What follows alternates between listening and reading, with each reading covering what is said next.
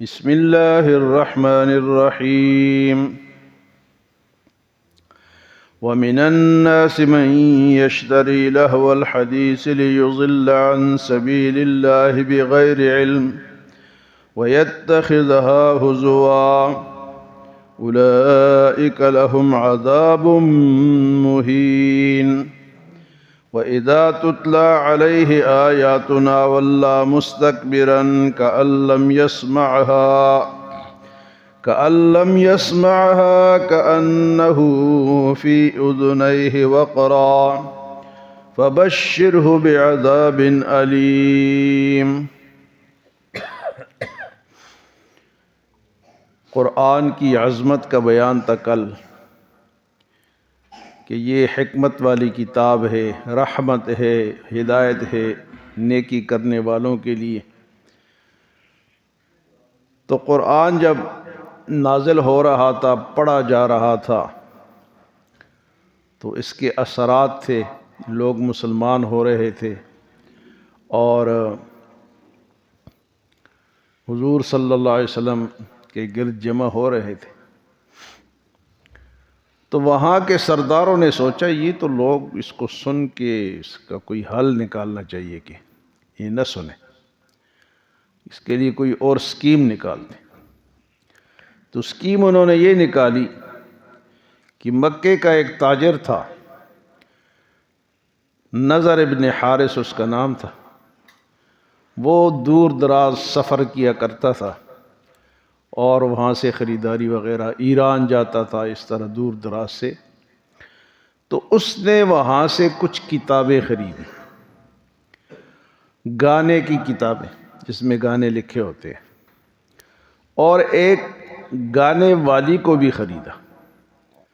تو مکے میں لے کر آیا اور وہاں اس نے کہا کہ محمد صلی اللہ علیہ وسلم تمہیں عاد اور سمود کے قصے سناتے ہیں، قرآن میں نا عاد اور سمود کی تباہی کا ذکر ہے، تو آؤ میں تمہیں اور اسفندیار اور رستم کے قصے سناؤں۔ اور اس گانے والی جو لے کر آیا تھا اس کو یاد کراتا تھا اور وہ گاتی تھی، اور لوگ پھر وہاں یہاں آ کے بیٹھو، ادھر آؤ، یہ سنو، اس میں مزہ ہے، روزے رکھو، زکوٰۃ دو، نمازیں پڑھو، یہ مشکل کام ہے، ادھر آؤ، آسان کام کرو، آسان کام کرو۔ تو اللہ پاک فرماتے ہیں، اللہ پاک نے اس کا جواب کیا دیا، وَمِنَ النَّاسِ مَن يَشْتَرِي لَهْوَ الْحَدِيثِ، اور کچھ لوگ ایسے ہیں جو کہ کھیل کود کا سامان خریدتے ہیں، لہو لعب کا، موسیقی کا سامان خریدتے ہیں۔ وَمِنَ النَّاسِ مَن يَشْتَرِي لَهْوَ الْحَدِيثِ لِيُضِلَّ عَن سَبِيلِ اللَّهِ، تاکہ لوگوں کو گمراہ کر سکیں۔ تو اس کا ارادہ بھی یہی تھا۔ قرآن تو اللہ کا کلام ہے نا جی، اس سے تو ہدایت ملتی ہے، تو اس نے گمراہی کے لیے گانے اور گانے والی وہ لے کر آیا اور فرمایا کہ لِيُضِلَّ عَن سَبِيلِ اللَّهِ، تاکہ لوگوں کو اللہ کے راستے سے گمراہ کرے، بغیر علم، بغیر کسی سمجھ کے۔ سمجھ تو نہیں تھی نا، وہ تو سمجھ رہا تھا یہ کوئی اچھا کام ہے۔ وَيَتَّخِذَهَا هُزُوًا، اور اس قرآن کو وہ مذاق کا نشانہ بناتا تھا۔ اللہ پاک فرماتے ہیں أُولَئِكَ لَهُمْ عَذَابٌ مُّهِينٌ، اس کو رسوا کرنے والا عذاب ملے گا، رسوا کرنے والا، جس میں رسوائی بھی ہو تو سختی ہے، ایک رسوائی بھی ہے۔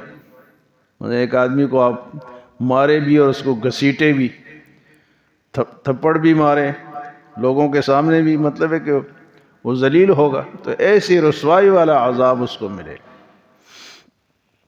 اس آیت مبارکہ سے علماء نے، فقہاء نے یہ مسئلہ نکالا ہے کہ ہر وہ چیز، ہر وہ کھیل کود جو کہ انسان کو غفلت میں ڈالتی ہے، اللہ کے راستے سے روکتی ہے، وہ ناجائز، وہ حرام ہے۔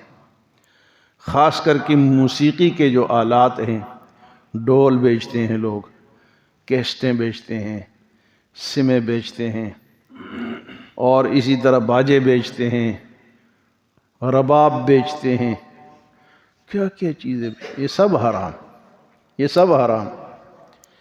اگر کوئی یہ سمجھتا ہے کہ میں کاروبار کر رہا ہوں تو یہ کاروبار نہیں ہے، حرام ہے۔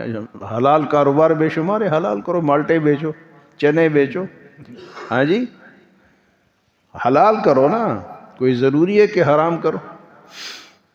اور وہ کھیل، یہ اس پر لہو الحدیث، کھیل، کھیل کا ذکر ہے جو اللہ سے غافل کرے۔ اس میں ہمارے آج کل کے جتنے بھی کھیل ہیں، حدیث میں ہے کہ 3 کھیل جائز ہیں جس سے جسمانی ورزش ہو یا ذہنی ورزش ہو، وہ جائز ہے۔ اور فرمایا کہ گھوڑ دوڑ جائز ہے، تیر اندازی کرنا جائز ہے، اپنی بیوی کے ساتھ کھیل کود بھی جائز ہے۔ یہ 3 قسم کے کھیل ہیں۔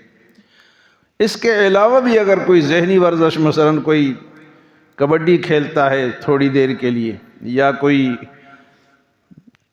T20 کرکٹ کھیلتا ہے کہ اس میں زیادہ ٹائم خرچ نہیں ہوتا، آپ کی نماز ضائع نہیں ہوتی۔ اور جو 3 دن کا ہے، 4 دن کا ہے، 1 ڈے ہے، اس میں نمازیں ساری ضائع ہو رہی ہیں۔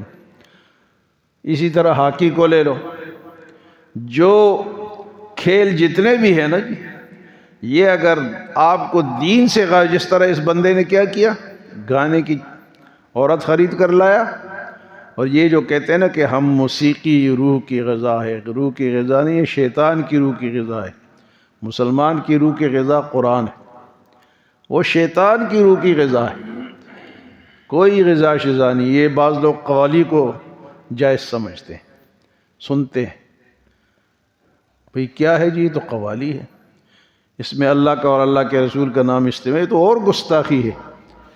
حضور صلی اللہ علیہ وسلم تشریف لے جا رہے تھے، باجے کی آواز کہیں سے آئی، آپ نے کانوں میں انگلیاں ڈالی اور جا رہے ہیں، صحابہ سے پوچھ رہے آواز آ رہی ہے کہ نہیں ابھی؟ تو صحابہ نے کہا جی ابھی آواز آ رہی ہے۔ چلتے چلتے جہاں آواز بند ہوئی، اس کے بعد آپ نے کانوں سے انگلیاں نکالی۔ اور ہم کیا کرتے ہیں؟ ہم یہ بجا کے سوتے ہیں، سن کے سوتے ہیں، سن کے جاگتے ہیں۔ کہتے جی ہمارے اوپر اللہ کا بڑا کرم ہے، میرے بڑے فالورز ہیں، میں نے اتنے گانے گائے، اس گانا جو ہٹ ہو گیا، وائرل ہو گیا، فلاں ہو گیا۔ یہ تجھے اس دن پتہ چلے گا جس دن تو مرے گا۔ یہ جتنے بھی گانے شانے ہیں یہ سب ناجائز ہے، حرام ہے۔ تو وہ شخص کیا کرتا تھا؟ وہ گانے والی کو لا کے اس سے تم گانے گاؤ، اور لوگوں کو کہا کہ آ کے یہ سنو، قرآن نہ سنو۔ اللہ فرمائے وَمِنَ النَّاسِ مَن يَشْتَرِي لَهْوَ الْحَدِيثِ، کئی ایسے لوگ ہیں جو کہ ایسی چیزیں خریدتے ہیں، لہو الحدیث، جس سے لوگ لہو لعب میں لگ جائیں، کھیل کود میں لگ جائیں، اور اس کا مقصد لیضل عن سبیل اللہ۔ تو آج کل ہمارے یہ جو کرکٹ کھیلی جاتی ہے، اس میں لوگ غافل ہوتے ہیں یا نہیں ہوتے؟ اللہ کے نمازیں جاتی ہے، ہمارے ہاں تو کہتے ہیں جی رمضان میں فلاں کرکٹ میلہ ہوگا، رمضان کے روزے بھی گئے، لوگوں کی عبادت بھی گئی۔ صرف اس کھیل کی اجازت ہے جو کہ آپ کو جسمانی طور پہ آپ دوڑ سکتے ہیں، دوڑ لگا دو، آپ ورزش کر لو، منع نہیں ہے۔ لیکن جہاں اللہ کے احکام سے غفلت آئے، نماز جائے، روزہ جائے، ذکر جائے، اور آپ کھیل میں لگے ہو تو کھیل جائز نہیں ہے۔ فرمایا کہ ایسے لوگوں کے لیے کیا ہوگا؟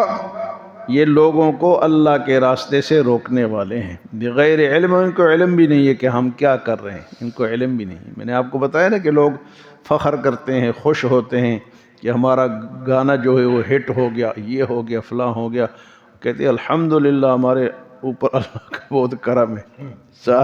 ساتھ یہ بھی کہتے ہیں کرم نہیں ہے میرے بھائی، یہ تو اس دن پتہ چلے گا۔ اور پھر مسلمان ہو کے یہ کام کرے، کافر کرتے ہیں تو کرتے ہیں، آپ مسلمانوں نے اچھے اچھے نام رکھے ہوئے ہیں، ہاں جی، اور وہ یہ کام کرتے ہیں۔ فرمایا وَمِنَ النَّاسِ مَن يَشْتَرِي، اور لوگوں میں سے بہت سارے ایسے ہیں جو خریدتے ہیں لہو الحدیث، کھیل کود کا سامان، لیضل عن سبیل اللہ، تاکہ گمراہ کرے اللہ کے راستے سے لوگوں کو، بغیر علم، بغیر کسی علم کے، سمجھ نہیں ہے، وَيَتَّخِذَهَا هُزُوًا، اور اس کو مذاق کا نشانہ، دین کو مذاق کا نشانہ بنے. اولئک لہم عذاب مہین، آپ ان کو یہ عذاب، کون سا عذاب؟ رسوا کرنے والے عذاب ان کو ملے گا. وَإِذَا تُتْلَى عَلَيْهِ آيَاتُنَا وَلَّى مُسْتَكْبِرًا، اور جب ان کے سامنے اللہ کی آیات کی تلاوت کی جاتی تھی تو تکبر سے منہ پھیر کے چلے جاتے تھے، تکبر سے.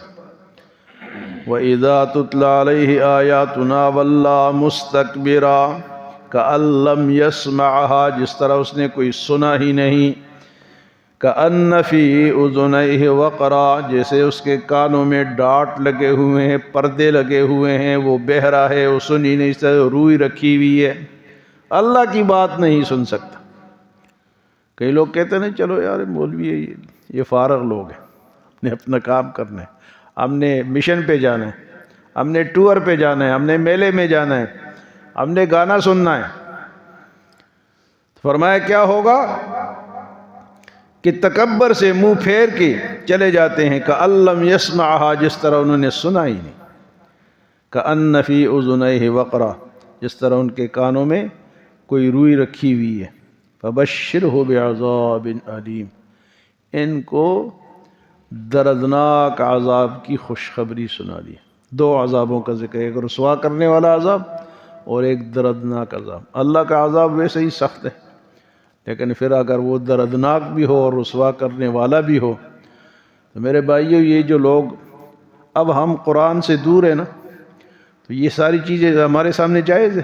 گانا سن رہے ہیں، مزے لے رہے ہیں، سن رہے، سنا رہے ہیں، بیچ رہے ہیں، کاروبار کر رہے ہیں، ڈول کوئی بیچ رہا ہے، کوئی باجے بیچ رہا ہے، کوئی کیا کر رہا ہے، کوئی کیسٹیں بیچ رہا ہے، ہاں جی، اور اس میں فحش قسم کے گانے ہوتے ہیں، چیزیں ہوتی ہیں. تو قرآن کے قریب نہیں ہے، تو ہم سب اس میں ملوث ہیں، سارے سب یہ کام کر رہے ہیں. فرمایا کہ اس نے وہ گانے والی عورت خرید کر لایا، اور جناب گانے کی، اور اس میں یہ بھی نئی بات میرے ذہن میں آئی ہے کہ یہ جو وہ کتابیں جو کہ آپ کو غافل کری، ناول قسم کے نہیں ہوتے، وہ پڑھو پڑھو پڑھو تو قصہ ختم، اچھا جی اگلی قسط میں، باقی اگلے قسط میں، آپ کو غافل کر دیا. اب اگلی قسط کا آپ انتظار کریں گے، کتاب بھی خریدیں گے، تو اس میں اس قسم کی مواد جو ہے، کتابیں جو ہیں، یہ بھی شامل ہیں جو لوگوں کو غافل کرتی ہیں. اللہ ہمیں عمل اور سمجھ کی توفیق عطا فرمائے. اللہم